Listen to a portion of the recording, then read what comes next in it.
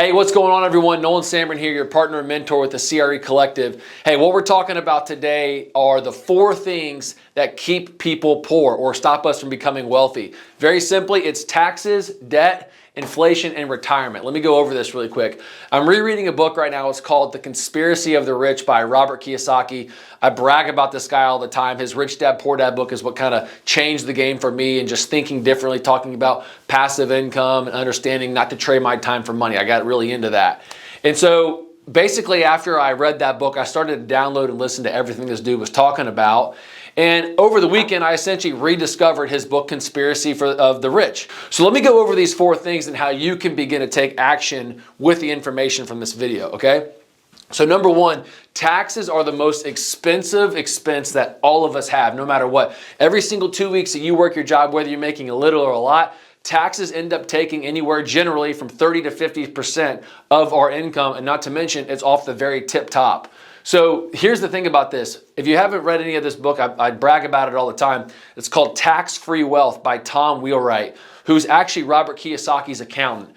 And what he talks about in that book is that taxes are a list of incentives. The government, Uncle Sam's, believe it or not out to get you. So when you do see those 2-week checks every month or every 2 weeks come in and you see those taxes taken out, you're not actually being penalized. You're just simply not doing the things that the government would like you to or request you to do. So the tax book has about 13,000 pages. There's only about 25 of those pages talking about why you should pay taxes. All the other pages are about deductions, subsidies, and abatements on ways to reduce your taxes, okay? So meaning every single time that you go and trade your time for money, you have to ask yourself, how are you creating economic activity or stimulating the economy? The more that you're doing it by creating jobs, by starting a business, by investing in real estate, by investing in oil and gas, when you do the things that the society needs, the government will reward you, again, with those abatements and deductions and subsidies.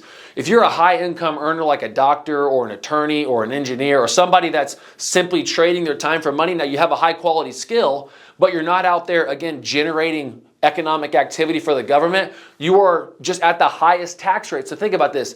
When the government is taxing you this high and they have 14,000 pages of the IRS tax code showing you ways to reduce your taxes, the whole point of this is to take that income and then reduce your taxable income by investing in things that are producing economic activity. Okay? So here's a very quick way of thinking about this. Like use this like economic activity.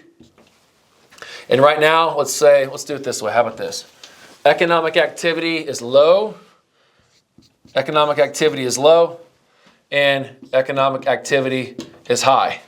So here's your tax. This is like an inverse here. This is your tax. So it's very simple. Right now, if you are not producing very much economic activity, you pay a lot of tax. It's that simple.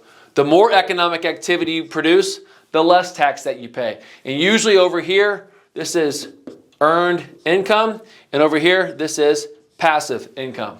And in the center there, you've got like some 1099 income and things like that. But basically, there's my phone, sorry.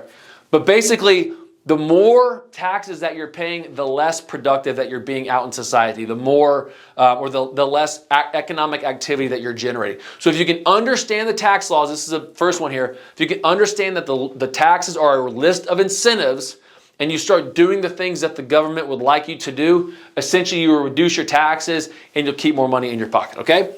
All right. Second is debt. Now, if you're a Dave Ramseyer, the way that I was in a previous life, Dave Ramsey would say that debt is sinister, right?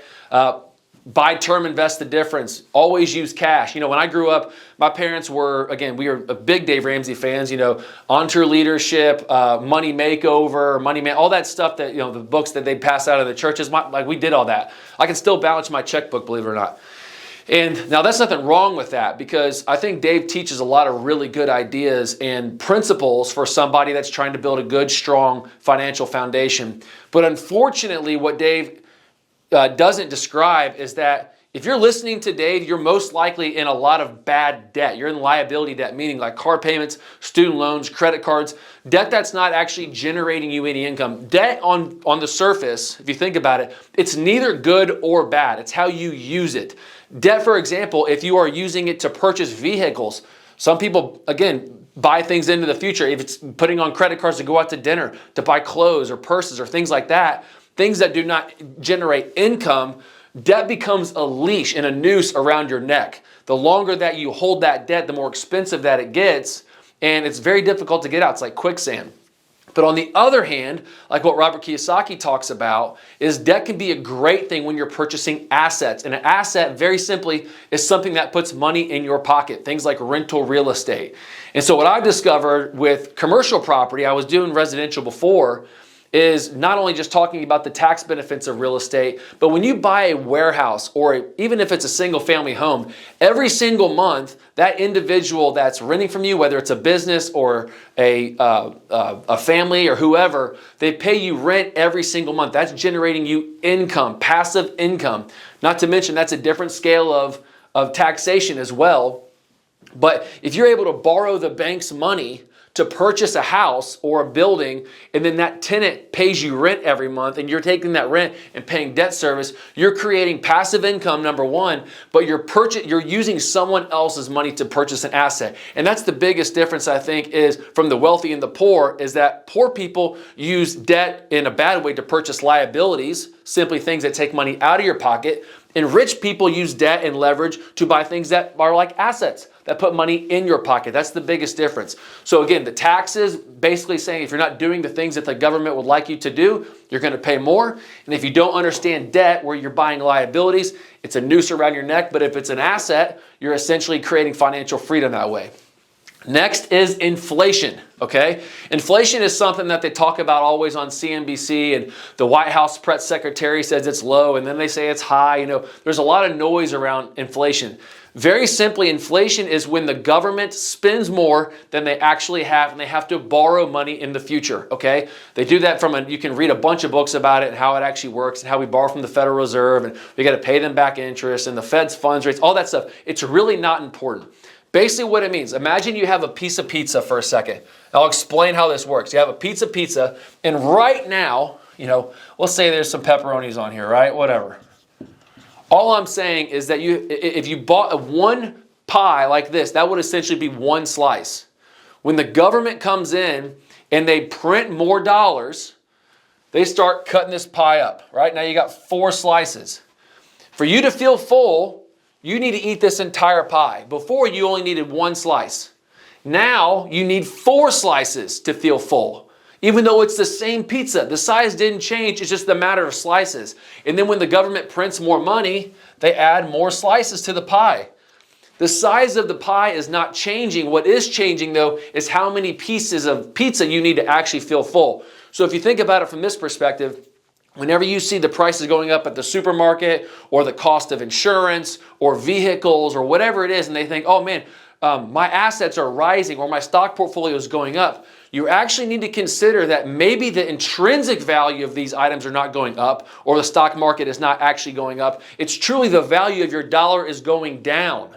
So the value of your actual product may not actually be getting more expensive. It's that the value of your dollar is diluting. It's getting smaller and smaller each and every year because we are purchasing and we're borrowing money in the future in order to pay for things today, which again, like I said, is candidly, Uncle Sam's not very good at the debt game either. But inflation is not necessarily a bad thing if you're on one side of the coin. Again, using debt to purchase assets. And I'll give you an example. Most people that are poor, like I mentioned, I'm talking about Dave Ramsey, it's not directed at you, but what they'll do is they say, save your money for something in the future. Saving money can be the most foolish thing that a person can do. Because imagine this for a second. I mean, imagine your grandmother. My grandma used to do this when I was turning, 4 or 5 years old, right? She'd give me a $50 treasury bond, right? Or a $100 treasury bond. And you'd go put that bad boy underneath in the shoebox under your bed. Can you, $100 when I was 5 years old, maybe it was a little, maybe it was a lot, depending on who it was. But $100 was $100. $100 today, the value of that dollar has just completely diluted compared to what it was 30 years ago, okay? And so what I'm getting at is poor people that were saving $100 then and people saving $100 now, the purchasing power has shrunk so much. But here's the kicker. If you're a wealthy person, you're using someone else's money to buy assets.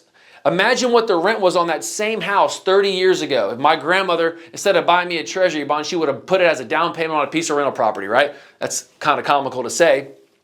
But the rent of property, call it $1,000 30 years ago on some single family house in Kokomo, Indiana, was $500, right? Call it that for a single family house. The rent on that same property today literally might be $1,500.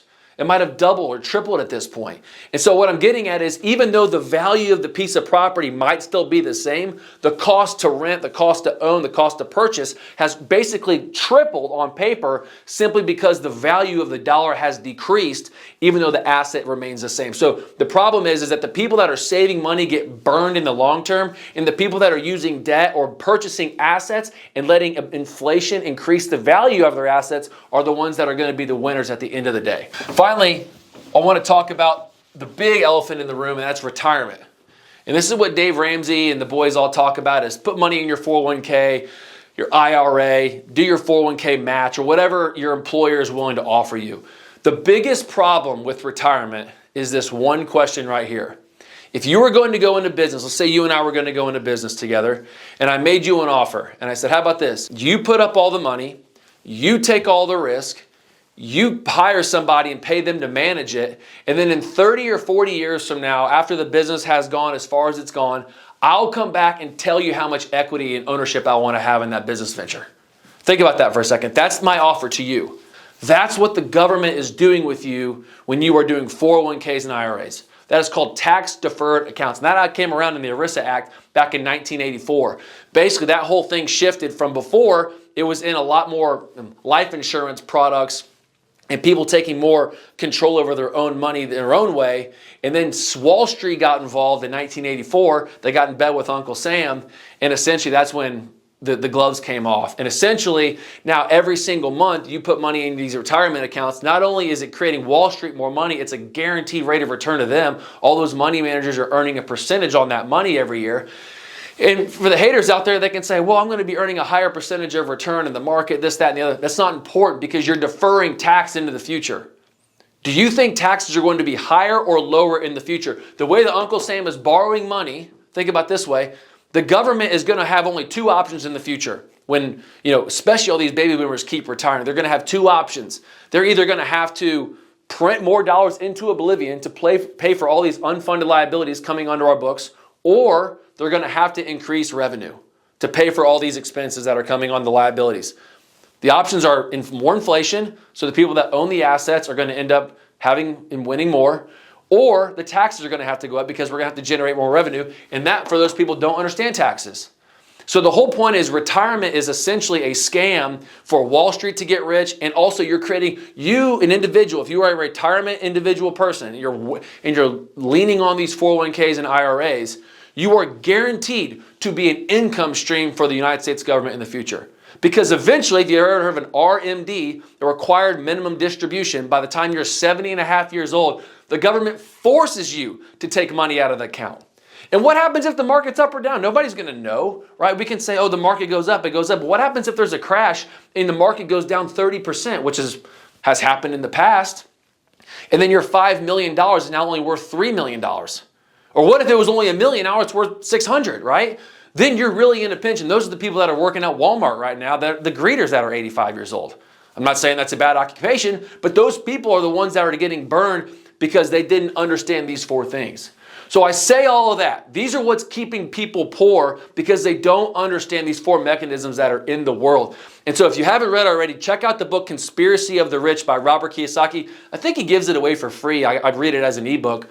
But again, understand the Tax-Free Wealth book by Robert Kiyosaki, or by Tom Wheelwright, and also read Rich Dad Poor Dad by Robert Kiyosaki. Those books for me is what gave me clarity as to how to go out there and accomplish and then make financial choices that allowed me to go and purchase more assets with debt, understanding that the tax law is a list of incentives. I'll be totally transparent. I don't have a 401k. I don't have an IRA. All of my money is in whole life insurance and commercial real estate, because no Uncle Sam can get his hands on my money in my life insurance policy, and I use depreciation from my real estate to offset our life insurance income. So we don't have to pay any tax because we understand the tax laws.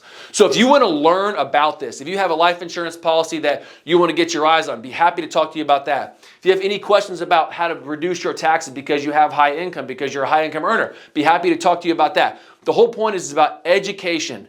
Give you the information so that way you can do your own homework, you can study it, and then when you're ready to take action, you can shoot me a DM. I'll give you back my cell phone, and you and I can get on a call to see if we have the right capacity, and I'll just show you my playbook on exactly how I'm working on everything. So if that's for you, DM me your name and your cell. I'll send you back all my information. We can get on a call and we can go from there. But look forward to this. Read that book, Conspiracy of the Rich, and understand taxes, debt, inflation, and retirement. Hope I see you guys on the other side. Talk to you then.